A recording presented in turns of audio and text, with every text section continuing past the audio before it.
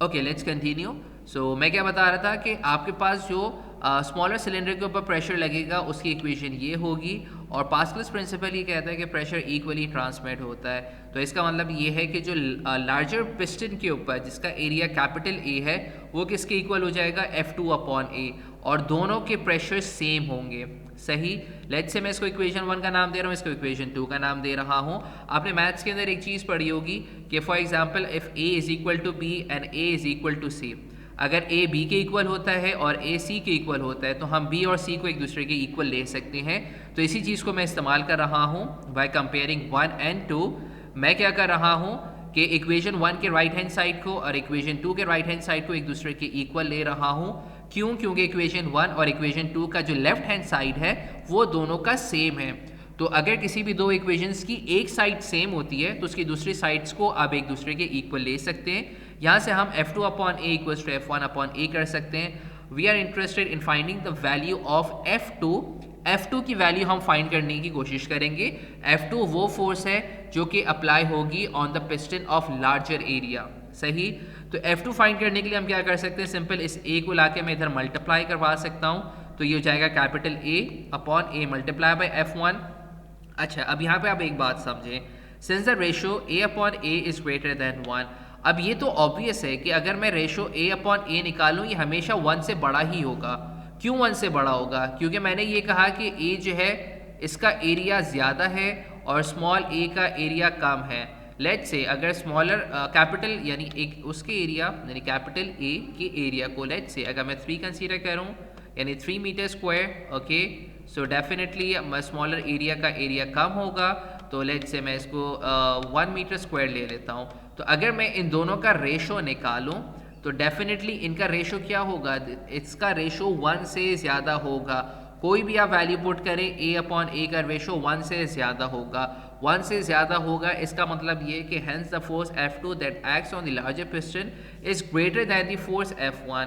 इसका मतलब ये कि वो जो फोर्स F1 के ऊपर लग रही है, ठीक है, F1 यानी F1 जो कि स्मॉलर एरिया के ऊपर फोर्स लग रही है वो कम होगी और लार्जर एरिया के ऊपर फोर्स ज़्यादा होगी। सही है। ये इस बात का सबूत है क्योंकि अगर आप कोई भी वैल्यू लेट से F1 अगर 15 है उसको अगर आप ग्रेटर देन 1 से मल्टीप्लाई करें तो वैल्यू बढ़ जाएगी। इसका मतलब F2 ज़्यादा होगा। सही। So hydraulic system working in this way is known as force multipliers. तो इस तरह के जो हाइड्रोलिक सिस्टम्स होते हैं जो कि इस प्रिंसिपल के अकॉर्डिंग चलते हैं उसको हम क्या कहते हैं, एज फोर्स मल्टीप्लायर्स भी कहते हैं। सही। So you have to remember this formula for F2 which is capital A/A multiplied by F1. So now let's do a numerical in which we will find some numerical values for the pistons और हम उसमें calculate करते हैं the force. Okay, तो यहाँ पे मैंने आपके लिए एक न्यूमेरिकल क्वेश्चन लिया है। सवाल है कि इन hydraulic press a force of 100 Newton is applied on the piston of a pump of cross-sectional area 0.01 meter square.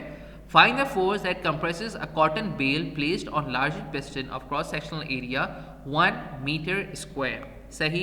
अच्छा, अब इस क्वेश्चन में एक हाइड्रोलिक प्रेस की बात की जा रही है और कहा यह जा रहा है कि 100 न्यूटन फोर्स अप्लाई की जा रही है किस पे, area of smaller cross sectional area 0.01 metre square के ऊपर। ठीक है। अब find the force that compresses a cotton bale placed on larger piston of cross sectional area 1 metre square. तो आपके पास यहाँ पे दो सिलेंडर्स हैं, एक का एरिया है 0.01 मीटर स्क्वायर, एक का एरिया है 1 मीटर स्क्वायर। तो ये स्मॉलर एरिया हो गया, ये लार्जर एरिया हो गया। अब स्मॉलर एरिया के ऊपर जो फोर्स लग रही है वो लग रही है 100 न्यूटन।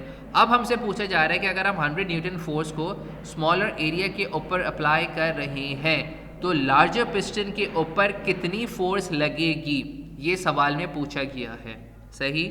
तो हम इसका डाटा बना लेते हैं। डाटा में F1 है आपके पास 100 न्यूटन। अच्छा, जो स्मॉलर एरिया है उसको स्मॉल a से रिप्रेजेंट करेंगे तो small a is equal to 0.01 metre square, capital A is equal to 1 metre square. हमने अब F2 फाइंड करना है।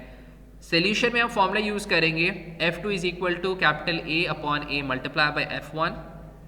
Now put all the values. Capital A की वैल्यू 1 है, स्मॉल a की वैल्यू 0.01 है, F1 की वैल्यू 100 है। कैलकुलेटर से जब आप इसको सॉल्व करेंगे तो आपके पास आंसर आ जाएगा 10,000 न्यूटन। 10,000 न्यूटन का मतलब ये है कि अगर आप 100 न्यूटन फोर्स अप्लाई कर रहे हैं on the piston of cross sectional area 0.01 metre square. तो चूंकि प्रेशर इक्वली ट्रांसमिट होता है इन अ लिक्विड, तो जो larger area of cross sectional larger cylinder है आपके पास कि जिसका एरिया 1 मीटर स्क्वायर है, उस पर 10,000 न्यूटन फोर्स लगेगी। इसी वजह से हम इसको फोर्स मल्टीप्लायर कहते हैं। सही।